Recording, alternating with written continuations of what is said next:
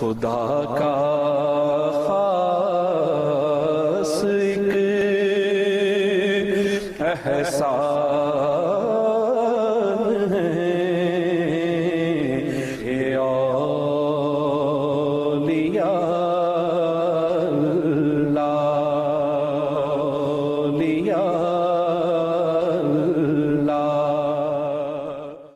الحمدللہ رب العالمین والصلاة والسلام علی اشرف الانبیاء والمرسلین وعلی آلہ واصحابہ اجمعین۔ ناظرین کرام، پروگرام لے کے حاضر ہوئے ہیں اولیاء نقشبند۔ اس پروگرام کے اندر ہم سلسلہ نقشبند، اولیاء نقشبند، جو سلسلہ نقشبندی سلسلے کا ہے، ہم ان اولیاء کرام کی سیرت، ان کی بایوگرافی کے حوالے سے اس سلسلے کے اندر جانتے ہیں۔ اولیاء نقشبند تصوف کی بات کریں تو اس سلسلے کے اندر ہمیں تصوف نظر آتا ہے۔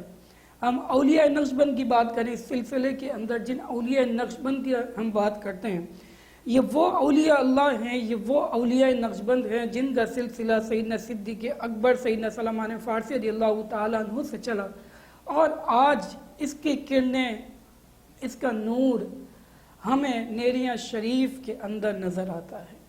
جی ہاں، ایک ایسی جگہ جہاں پہ ان اولیاء اللہ کا فیضان موجود ہے۔ ویسے تو پوری دنیا کے اندر ان اولیاء اللہ کا فیضان موجود ہے، کیونکہ ظاہر ہے یہ اللہ کے اولیاء ہیں، اللہ ان سے محبت فرماتا ہے، اللہ ان سے محبت کرتا ہے، یہ اللہ کے محبوب ہیں، اور اللہ کے محبوبوں کو محبوب بنانے سے وہ بندہ جو ان کو محبوب بناتا ہے وہ اللہ کا محبوب ہو جاتا ہے۔ کیونکہ وجہ کیا ہے؟ کہ وجہ یہ ہے کہ اولیاء الا المتقون، کہ اللہ پاک کے جو اولیاء ہیں وہ پرہیزگار ہوتے ہیں۔ مطلب کیا؟ کہ مفتی احمد یار خان نعیمی علیہ رحمہ نے بڑی اس آیت کے پس منظر میں بڑی پیاری بات لکھی۔ آپ فرماتے ہیں کہ اللہ کا کوئی ولی فاسق یا فاجر نہیں ہوتا، بلکہ ولایت الہی ایمان و تقوی سے ملتی ہے۔ معلوم یہ ہوا کہ اللہ کے ولی کا عالم ہونا شرط ہے، غیر ولی جو ہے، غیر عالم، وہ ولی نہیں ہوتا۔ تو آج ان اولیاء اللہ کے تذکرہ کرنے ہم ادھر آپ کے سامنے حاضر ہوئے ہیں۔ آج جس بزرگ ہستی کا ہم تذکرہ کریں گے، آپ کو حضرت ابو یوسف ہمدانی رحمۃ اللہ تعالی علیہ کہا جاتا ہے۔ کیا اللہ کے ولیوں کی شان ہے کہ ایسے کمال کی شخصیت کہ حضرت ابو علی فارمدی رحمۃ اللہ تعالی علیہ سے اقتضاب فیض کرتے ہیں، اور کیسے اللہ کے ولی ہیں؟ یہی تو اللہ کے ولی ہیں جن کے بارے میں اللہ نے فرمایا کہ الا ان اولیاء اللہ لا خوف علیہم ولا هم یحزنون، کہ یہ وہ اللہ کے ولی ہیں، ان پر نہ کوئی خوف ہے نہ یہ غمگین ہوں گے۔ تو حضرت عبداللہ ابن عباس جو سرکار علیہ السلام کے چچا زاد بھائی ہیں، اگر ان سے پوچھیں کہ اللہ کا ولی کون ہے، تو آپ فرماتے ہیں کہ اللہ کا ولی وہ ہے جنہیں دیکھ کر اللہ کی یاد آ جائے، جنہیں دیکھ کے اللہ کی یاد آ جائے۔ ظاہر ہے کہ اللہ کے ولیوں نے اپنے بزرگوں کا ادب کیا، اپنے بزرگوں کے سامنے زانوِ تلمس طے کیا اور ان کے فرامین پر عمل کیا، تو اللہ پاک نے ان کو کمال درجات، ان کے درجات کو بلند کیا۔ پھر اگر ہم مزید سرکار علیہ السلام کی حدیث پاک کو دیکھیں تو میرے آقا دو جہاں علیہ السلام فرماتے ہیں اولیاء اللہ الذین اذا رؤوا ذکر اللہ، کہ اللہ کے اولیاء وہ ہیں کہ جن کو دیکھ کے اللہ کی یاد آ جائے۔ تو آج ہم جس بزرگ ہستی کا ادھر ذکر خیر کریں گے، آپ کو حضرت یوسف ہمدانی رحمۃ اللہ تعالی علیہ کہا جاتا ہے۔ سلسلہ نقشبند کے اکابرین میں آپ کا شمار ہوتا ہے۔ یہ وہ دور تھا جب علم فقہ، علم تصوف میں قرب کی راہیں تلاش کی جا رہی تھی۔ کمال کا دور تھا۔ اب آگے سنیں یہ دور کیسا پیارا دور تھا کہ یہ اس دور اس قدر خوش قسمت تھا کہ امام غزالی اس دور میں تھے۔ امام غزالی کے بھائی احمد غزالی جو صوفیانہ کرامت کے، آپ یوں کہیں کہ ہر کہیں جہاں ذکر ہو رہا تھا صوفیاء کرام کا، ادھر امام غزالی بھی ہیں، ادھر امام غزالی کے بھائی حضرت احمد غزالی بھی ہیں، اور ادھر حضرت یوسف ہمدانی بھی ہیں۔ اللہ اکبر، زیادہ دور نہ جائیں، اس دور میں شیخ عبد القادر جیلانی بھی ہیں، اللہ اکبر کہ شیخ عبد القادر جیلانی بغداد کی فضاؤں میں مثل نور موجود ہیں، حضرت یوسف ہمدانی موجود ہیں، اور اللہ اکبر امام غزالی موجود ہیں، ان کے بھائی موجود ہیں۔ اور اسی دور میں حضرت شیخ ابو نجیب سہروردی کا کمال کا شہرہ تھا، غرض کے تصوف کا ایک جہاں آباد تھا۔ کیا بزرگان دین کا دور تھا، اسی صدی میں ان چاروں بزرگوں کا دور ہے۔ اللہ اکبر، حضرت یوسف ہمدانی بھی اس دور کے قمر انور تھے، اور ابتدا ہی سے راہ سلوک کے شناور تھے۔ آپ اصفہان کے قیام کے دوران ہی حضرت عبداللہ جوینی نیشاپوری اور حضرت شیخ حسن حمد سمنانی سے قصب فیض کر چکے تھے، بلکہ یوں کہا جائے کہ آپ کو خلافت بھی عطا کر دی گئی تھی۔ آپ کا اسم گرامی یوسف ہمدانی، والد کا نام ایوب ہمدانی، کنیت ابو یعقوب، آپ سراج الامہ امام اعظم حضرت نعمان بن ثابت رضی اللہ تعالیٰ عنہ کی اولاد میں سے ہیں۔ مقام و مرتبہ آپ کا، اللہ پاک نے آپ کو جو مقام و مرتبہ عطا فرمایا، حضرت خواجہ یوسف بن ایوب ہمدانی علم عامل، ایک عالم باعمل، ایک عارف، ایک زاہد پرہیزگار، صاحب احوال جلیلہ اور علوم و معارف میں اللہ پاک نے آپ کو کمال عطا فرمایا تھا۔ اپنے وقت میں یگانہ تھے، یونیک پرسنالٹی تھے۔ آپ کی مجلس میں، آپ کی محفل میں علماء، فقہاء، صلحاء، صوفیاء کرام کا بڑا مجمع ہوتا تھا۔ خراسان میں مریدین کی تربیت آپ پر ختم تھی۔ آپ کی مجلس میں علماء، فقہاء جب مجمع رہتا تھا، آپ کے کلام سے فیضیاب مستفیض ہوا کرتے تھے۔ آپ 8 سال تک مسند ارشاد پر متمکن رہے، یعنی آپ اپنے مسند ارشاد پر قائم رہے۔ آپ کی ولادت باسعادت پیر شریف، پیر کے دن، منڈے کے دن 2 صفر 440 ہجری بمطابق 1039 عیسوی کوئے سفید کے دامن جو واقع ہمدان کے نواحی گاؤں میں ہوئی۔ آپ کے آباء و اجداد ہمدان سے تعلق رکھتے تھے۔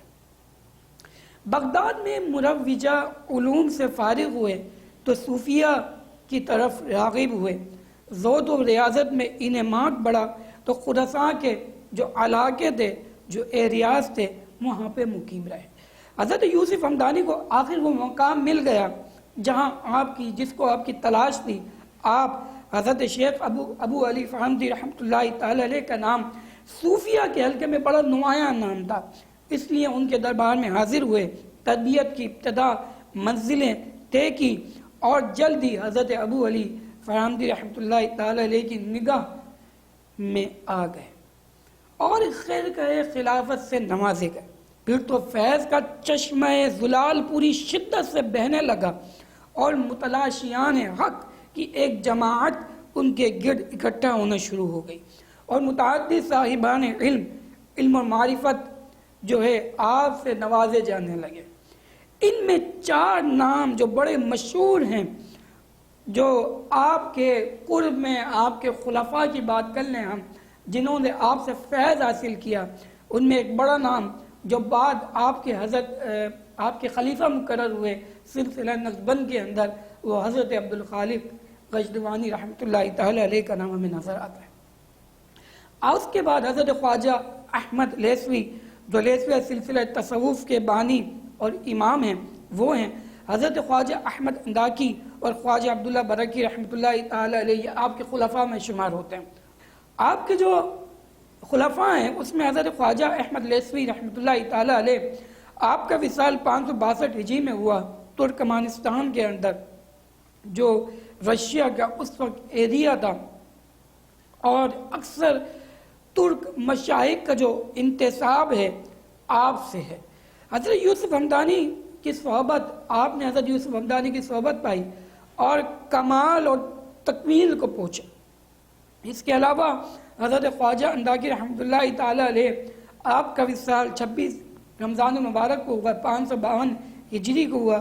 آپ کا مزار بخارا شریف کے اندر موجود ہے، اور اس کے علاوہ خواجہ عبداللہ برکی، آپ کا وصال 555 ہجری کے اندر ہوا، آپ کا مزار بھی بخارا کے اندر موجود ہے۔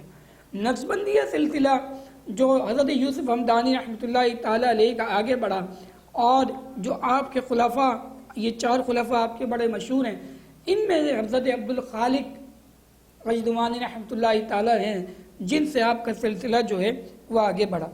حضرت شیخ ابو الحسن خرقانی رحمۃ اللہ تعالی علیہ سے آپ نے سلسلہ جو ہے چڑھا، آپ نے ان سے خلافت لی، پھر آپ سے آگے خلافت عبدالخالق غجدوانی رحمۃ اللہ تعالی علیہ نے لی۔ حضرت ابو الحسن خرقانی سے آپ فیضیاب ہوئے، آپ کا مسلک حنفی فقہ سے تقویت پاتا رہا اور تمام عمر آپ نے امام اعظم ابو حنیفہ کے فرامین کی روشنی، ان کی شریعت سے مسائل کا استخراج کرتے رہے۔ فقہ کی یہ لگن نقش بندیت کا ہمیشہ سے امتیاز رہا ہے کہ ان کے ہاں تصوف فقہ سے دوری کا نام نہیں ہے بلکہ شریعت پر استقامت کا ذریعہ ہے، کیونکہ حضرت یوسف حمدانی رحمۃ اللہ تعالی علیہ مسند ارشاد پر 8 سال تک پوری آب و تاب سے آپ کی مسند بچی رہی، اور مرو سے لے کے ہرات کے درمیان متعدد آپ نے نمبر آف وزٹ آپ نے سفر کیے۔ 18 برس کی عمر میں بغداد میں آ کر حضرت ابو اسحاق شیرازی شافعی رحمۃ اللہ تعالی علیہ کے سامنے زانو تلمس دے کر یہ فقہ، اصول فقہ اور کی آپ نے مہارت حاصل کی۔ علاوہ اس کے علاوہ آپ نے جید علماء مشائخ سے اکتساب علم، اکتساب فیض حاصل کیا۔ تفسیر و حدیث، اصول فروع، فقہ و تصوف میں کمال آپ کو دسترس حاصل تھی۔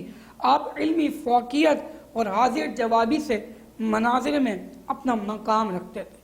آپ کے بزرگوں نے جو آپ کو القابات عطا فرمائے اس میں آپ امام ارباب طریقت، مستغرق در بحر حقیقت، عارف ربانی اور پیشوائے قوم، یہ آپ کے ٹائٹل ہیں، آپ کے القابات ہیں۔ فقہ مسلک آپ کو عرض کر دیا گیا کہ آپ امام اعظم ابو حنیفہ رضی اللہ تعالیٰ عنہ کے مسلک، اس پہ امام اعظم حنیفہ کی فقہ جو فقہ حنفی ہے اس پر آپ فتویٰ دیا کرتے تھے، اور آپ کے جو گرد، آپ کا جو حلقہ تھا، آپ کے جو مریدین ہیں، اسی پہ آپ ان کو لے کے چلتے تھے۔ باطنی علوم کا اصول، ظاہری علوم کی بات ہم نے کر لی، ہم باطنی علوم کی بات کریں تو آپ جب باطنی علوم کی طرف متوجہ ہوئے تو تصوف میں آپ کی نسبت حضرت ابو علی فارمتی رحمۃ اللہ تعالی علیہ، جبکہ شیخ عبداللہ جوینی نیشاپوری رحمۃ اللہ تعالی علیہ اور شیخ حسن سمنانی رحمۃ اللہ تعالی علیہ کی صحبت میں بھی آپ رہے۔ اور ان کی بات کریں، آپ شیخ الشیوخ حضرت شیخ ابو الحسن فارمدی سے روحانی تربیت اور خلافت پا کر 8 برس تک مسند پہ رہے، اور اس کے علاوہ 5ویں صدی کے مجدد اور اپنے وقت کے غوث امام عصر صاحب حرات باہرہ، آپ کرامات ظاہرہ تھے، اور بغداد، اصفہان، عراق، خراسان، سمرقند اور بخارا میں آپ نے متعدد آپ نے سفر فرمائے، اور اس کے علاوہ دنیا بھر کے ممالک کے اندر آپ نے سفر کیا۔ اس کے علاوہ علماء راسخین، علماء کاملین کا مرکز اور مرجع تھے آپ۔ تمام علماء، تمام صلحاء، صوفیہ آپ کے سامنے آتے تھے، آپ سے علم دین حاصل کرتے تھے، اور اس سے بڑھ کے اور کیا مقام ہوگا کہ اگر ہم بات کریں وہ خواجہ معین الدین چشتی اجمیری رحمۃ اللہ تعالی علیہ، جنہوں نے ہند کے اندر وہ کام کیا کہ 90 لاکھ سے زیادہ لوگوں کو مسلمان کیا۔ خود خواجہ غریب نواز رضی اللہ تعالیٰ عنہ 6 مہینے آپ کی صحبت اور آپ کی خدمت میں رہے۔ کیا کمال ہے حضرت یوسف حمدانی رحمۃ اللہ تعالی علیہ کہ یہ کمال کا دور ہے۔ ادھر دیکھیں امام غزالی اس دور میں آپ کو نظر آتے ہیں۔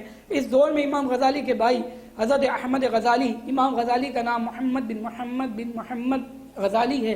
امام غزالی کی ولادت 450 ہجری میں ہوتی ہے، آپ کی ولادت 440 ہجری میں ہوتی ہے، غوث پاک کی ولادت 470 ہجری میں ہوتی ہے، اور اسی دور میں امام غزالی کے بھائی بھی ہیں، اسی دور میں حضرت ابو نجیب سہروردی بھی ہیں، اسی دور میں حضرت ابو حسن سمنانی بھی ہیں، اسی دور کے اندر حضرت شیخ ابو جوینی بھی ہیں نیشاپوری، اسی دور کے اندر حضرت خواجہ غریب نواز بھی ہیں، اور یہ خواجہ غریب نواز نے حضرت ابو یوسف حمدانی رحمۃ اللہ تعالی علیہ کی صحبت پائی۔ کیا کمال کا دور تھا اور کیا کمال کے بزرگ تھے۔ آپ کی مجلس میں علماء، فقہاء، صلحاء کا ایک جمع غفیر ہوا کرتا تھا۔ آپ کے فرمودات و فیوزات سے وہ مستفیض ہوتے تھے۔ ہم بات کریں غوث اعظم شیخ عبد القادر جیلانی رحمۃ اللہ تعالیٰ علیہ کی، بقول آپ کے شیخ عبد القادر جیلانی غوث پاک، آپ فرماتے ہیں جب بغداد تشریف لائے غوث پاک تو آپ نے یعنی شیخ ابو یوسف ہمدانی رحمۃ اللہ تعالیٰ علیہ نے میرے تمام احوال بیان کر کے میرے تمام اشکالات کا حل فرما دیا، اور مجھے فرمایا کہ تم دعوت تبلیغ کے لیے برسر ممبر آنے کی تلقین کی کہ تم ممبر پہ وعظ و نصیحت کیا کرو۔ چنانچہ حضرت غوث پاک فرماتے ہیں میں نے پھر مواعظ حسنہ اور دعوت تحریک سے مسلمانوں میں جذبہ جہاد اور شوق شہادت کا شعور بیدار کیا، اور ہزاروں عراقی مجاہدین حضرت سلطان نور الدین زنگی اور حضرت صلاح الدین ایوبی رحمۃ اللہ تعالی علیہما کی افواج میں شامل ہو کر صلیبیوں کے جو خلاف جو جہاد ہوا تھا، بالآخر مسلمانوں نے بیت المقدس کو دوبارہ فتح کر کے فلسطین و شام کو آزاد کیا۔ یوں شیخ عبد القادر جیلانی کی تبلیغ و دعوت اور امام غزالی کی تبلیغ و دعوت اور شیخ ہمدانی کی فراست اور بشارت سے ملت اسلامیوں کو ایک عظمت اللہ پاک نے عطا فرمائی۔ شیخ عبد القادر جیلانی فرماتے ہیں جب میں تحصیل علم سے فارغ ہو کر بغداد میں خواجہ یوسف ہمدانی سے ملاقات ہوئی تو فرماتے ہیں بغداد میں حضرت شیخ ہمدان سے آئے تھے جسے یوسف ہمدانی کہتے تھے، کہا جاتا ہے وہ کتب ہیں۔ غوث پاک فرماتے ہیں وہ ایک مسافر خانے میں اترے، میں وہاں گیا، معلوم ہوا وہ وہاں سے سرداب چلے گئے۔ کہتے ہیں میں وہاں گیا، مجھے دیکھتے ہی حضرت یوسف ہمدانی کھڑے ہو گئے اور اپنے پاس بٹھایا اور میرے تمام حالات مجھ سے ذکر کیے اور میرے تمام مشکلات کو حل کر دیا۔ پھر فرمایا عبد القادر تم لوگوں کو آواز سنایا کرو۔ میں نے عرض کی میں عجمی ہوں، فصاحِ بغداد کے سامنے کیسے گفتگو کروں؟ یہ سن کر فرمایا تم کو فقہ، اصول فقہ، اختلاف مذاہب، نحو، لغت اور تفسیر قرآن یاد ہے، تم وعظ کہنے کی صلاحیت رکھتے ہو، تمہارے اندر ایبلٹی موجود ہے، تمہارے اندر قابلیت موجود ہے، تم ممبر پر بیٹھ کر لوگوں کو وعظ سنایا کرو، کیونکہ میں تم میں ایک جڑ دیکھتا ہوں جو عنقریب درخت ہو جائے گی۔ یعنی یہ فراست ہے اللہ کے ولیوں کی کہ آپ جو ہے غوث پاک کو یہ کہہ رہے ہیں کہ تم جا کے ممبر پہ بیٹھ کے لوگوں کو واعظ کیا کرو۔ اس واقعے سے ثابت ہوا کہ شیخ عبد القادر جیلانی جو حضرت یوسف ہمدانی جو مشائخ کبار میں سے، ان کی صحبت میں غوث پاک جیسے لوگ بھی حاضر ہوئے، حضرت خواجہ علی نواز بھی حاضر ہوئے، اور اللہ پاک نے ان اللہ کے ولیوں سے فیضان کی نظر سے کیسا کمال اللہ کے ولیوں کو عطا فرمایا۔ آپ حضرت یوسف ہمدانی کا طرز بیان عالمانہ محققانہ ہوتا تھا، سامعین پر آپ کے کلمات کا گہرا اثر ہوتا تھا، مگر غیر ضروری سوالات پر کبھی جلال بھی آ جاتا تھا۔ اور 515 ہجری میں جو جامعہ نظامیہ میں ایک واقعہ پیش آیا، واقعہ یہ تھا آپ بغداد میں بہت مقبولیت پائی آپ نے۔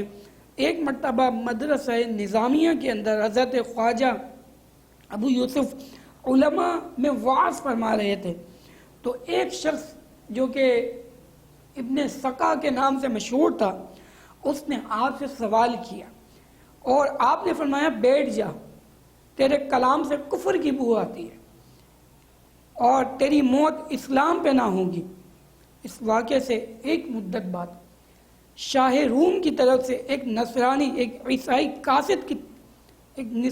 قاصد جو ہے وہ خلیفہ کی طرف آیا۔ ابن سقا نے نصرانی کے ساتھ بیٹھ کر ایک نشست اس نے مقرر کی، اس کے ساتھ بیٹھ گیا۔ چنانچہ اس عیسائی کے ساتھ ابن سقا جس نے آپ کی محفل میں سوال کیا تھا، بے ادبی کی تھی، اس نے ابن سقا کو وہ نصرانی وہ عیسائی اپنے ساتھ روم لے گیا۔ قسطنطنیہ پہنچ کر جو آج کے استنبول ہے، وہاں پہنچ کر شاہ روم نے عیسائی جو تھا اور ابن سقا یہ دونوں اس پادری سے ملے، اس بادشاہ سے ملے، اور آخر ہوا کیا، ابن سقا عیسائی مر گیا۔ کہتے ہیں ابن سقا حافظ قرآن بھی تھا، قاری بھی تھا، اور موت کے وقت اس سے پوچھا گیا کیا تمہیں قرآن یاد ہے؟ بولا نہیں، میں سب بھول گیا۔ یہ فراست بھی حضرت ابو یوسف ہمدانی رحمۃ اللہ تعالی علیہ کی کہ آپ نے فرمایا تھا بیٹھ جا تو اس سے کفر کی بو آتی ہے۔ اس نے اللہ کے ولیوں کی بے ادبی کی تھی، اس نے ان کا ادب نہیں کیا تھا، اور بے ادبی کا کیا اس کو بدلہ ملا، کیا سزا ملی؟ کہ اس کا ایمان چلا گیا۔ ایمان کتنا انسان کے لیے میٹر کرتا ہے کہ دنیا ایک طرف ہو جائے لیکن انسان کا ایمان نہ جائے۔ اللہ پاک ہمارے ایمان کو سلامت رکھے، ان اولیاء اللہ کا فیضان ہمیں نصیب کرے اور ان کے وسیلے سے ہمارے ایمان کو سلامت رکھے۔ تو ایمان کی سلامتی کے لیے ادب بہت ضروری ہے۔ حضرت موسیٰ علیہ السلام کے زمانے میں جادوگر آئے تھے بنی اسرائیل کے، تو انہوں نے حضرت موسیٰ علیہ السلام کا ادب یہ کیا تھا، اے موسیٰ پہلے آپ عصا ڈالتے ہیں یا ہم دکھائیں؟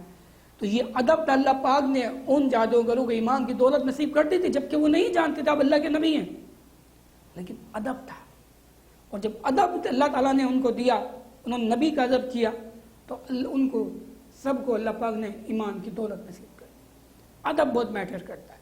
ابن سگا نے ادب نہیں کیا، ایمان سے چلا گیا۔ اور آپ یہ دیکھیں کہ جب اس سے بولا نا کہ قرآن یاد ہے، اس نے بولا میں بھول گیا ہوں، تو قرآن پاک کی یہ آیت کہ بہت سے کافر آرزو کریں گے کاش کہ وہ مسلمان ہوں گے، قیامت کے دن ایسا بھی ہوگا، کاش کہ وہ مسلمان ہوتے۔ آپ کے فرمودات، آپ کے جو مواعظ حسنہ، آپ کے جو فرمودات ہیں بڑے کمال کے ہیں۔ کسی نے پوچھا کہ ہم اللہ پاک کی رضا کیسے حاصل کریں، تو آپ نے کمال کا جواب دیا۔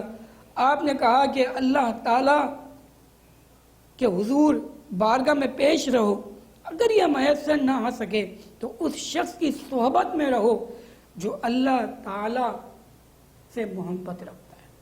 ظاہر ہے جب تم اللہ والوں کی محبت، جو اللہ والوں کی صحبت میں بیٹھو گے تو خوشبو والوں کی دکان پہ جا کے خوشبو ہی لی جاتی ہے، تو اللہ کے ولیوں کے پاس جا کے ان کا فیضان ہی حاصل کیا جائے گا۔ تو بڑا کمال کا جواب دیا کہ اللہ کے ولیوں کے پاس بیٹھا کرو۔ آگے آپ نے ارشاد فرمایا دوران ذکر ذاکر کے لیے، یعنی ذکر کرنے والوں کے لیے 5 طہارت لازم ہیں۔ پہلی، ذکر کی تاثیر اور برکت ذاکر کے قلب و روح میں سرایت کرتی ہے۔ پہلی چیز آپ نے بتائی، فرمایا طہارت چشم، دوسری طہارت گوش، طہارت لسان، چوتھی طہارت شکم، اور دوسری طہارت صحبت۔ فرمایا اس ذکر جو ذاکر ہے اس کے لیے یہ 5 طہارت لازمی ہیں۔ آپ سے لوگوں نے کہا جب اہل اللہ ہم سے روپوش ہو جاتے ہیں تو ہمیں کیا کرنا چاہیے تاکہ ہم سلامت رہ سکیں؟ آپ نے فرمایا ان کی باتیں دہرایا کرو۔ سید الکابرین آپ صاحب کرامت بزرگ تھے۔ ایک دفعہ ایک عورت، جو بوڑھی عورت آپ کے پاس آئی اور کہا کہ فرنگیوں نے میرے بچے کو قید کر لیا ہے، تو آپ نے فرمایا صبر کرو، گھر جاؤ، تمہارا بیٹا واپس آ جائے گا۔ جب وہ عورت گھر پہنچی تو اچانک دیکھا تو اس کا بیٹا تو وہاں موجود تھا۔ جب بیٹے سے معلوم کیا بیٹا تمہارے ساتھ یہ کیسے ہوا، تو اس نے کہا کہ لوگ میرے ارد گرد موجود تھے، اچانک میں نے دیکھا ایک بزرگ آئے اور مجھے پلک جھپکتے ہی انہوں نے گھر پہنچا دیا۔ صاحب ناظرین کرام، کیا صاحب کرامت بزرگ تھے۔ آپ نے فرمایا گھر جا کے دیکھو تمہارا بیٹا واپس آ گیا ہے، یہ اور کوئی نہیں، حضرت یوسف ہمدانی رحمۃ اللہ تعالی علیہ کے صاحب کرامت بزرگ ہیں اور آپ کی کرامت تھی۔ آپ کی کئی تصنیفات ہیں۔ آپ کے وصال کی بات کریں ہم تو آپ نے کئی سفر فرمائے۔ آخر سفر آپ نے ہرات سے آپ مرو کی طرف آ رہے تھے، راستے میں آپ 22 ربیع الاول 535 ہجری بمطابق 1140 عیسوی میں آپ نے وصال فرمایا، اور وہیں آپ کا مزار ہے، یعنی 95 سال کی آپ نے عمر پائی، اور آپ کا مزار ترکمانستان کے اندر آج بھی موجود ہے، جسے زیارت گاہ خواجہ یوسف کے نام سے مرجع خلائق ہے اور وہاں لوگ آتے ہیں۔ آج ناظرین کرام ہم نے اولیاء نقشبند کا تذکرہ کیا۔ اللہ پاک سے دعا کرتے ہیں اللہ پاک ان اولیاء اللہ کا فیضان ہمیں نصیب کرائے، ان اولیاء اللہ کا فیضان ہمیں نصیب کرے، ان اولیاء اللہ کے صدقے ہماری بے حساب مغفرت فرمائے۔ ناظرین کرام اولیاء اللہ کی بارگاہ میں بیٹھا کریں، ان سے فیض حاصل کیا کریں، ان کے مزارات پہ حاضری دیا کریں۔ یہ اللہ کے محبوب بندے ہیں، جب ان کا وسیلہ دے کے ان کے وسیلے سے آپ دعا کریں گے تو اللہ آپ کی دعاؤں کو کیوں نہیں قبول کرے گا، کیونکہ اللہ ان سے محبت کرتا ہے۔ تو ان سے اولیاء اللہ کا فیضان حاصل کریں۔ جس سلسلے کی ہم بات کریں، یہ سلسلے کی کڑی، یہ سلسلے کی لڑی جو ہے آپ کو آزاد کشمیر ایریا شریف کے اندر نظر آتی ہیں۔ آزاد کشمیر بھی کبھی ان اولیاء اللہ کا فیضان حاصل کرنے، ان کے مزارات پہ حاضری دے، دیکھیں اللہ پاک آپ کو کیسا کرم فرمائے گا اور آپ کو ان کا فیضان عطا فرمائے گا۔ دعا ہے اللہ پاک ہمیں اولیاء اللہ کے صدقے ہم سب کی بے حساب مغفرت فرمائے اور ان کے صدقے ہماری دنیا بھی اچھی کر کے اور ہماری آخرت بھی اچھی رکھے۔ السلام علیکم ورحمۃ اللہ وبرکاتہ۔ خدا کا خاص ایک احسان ہے، اے اولیاء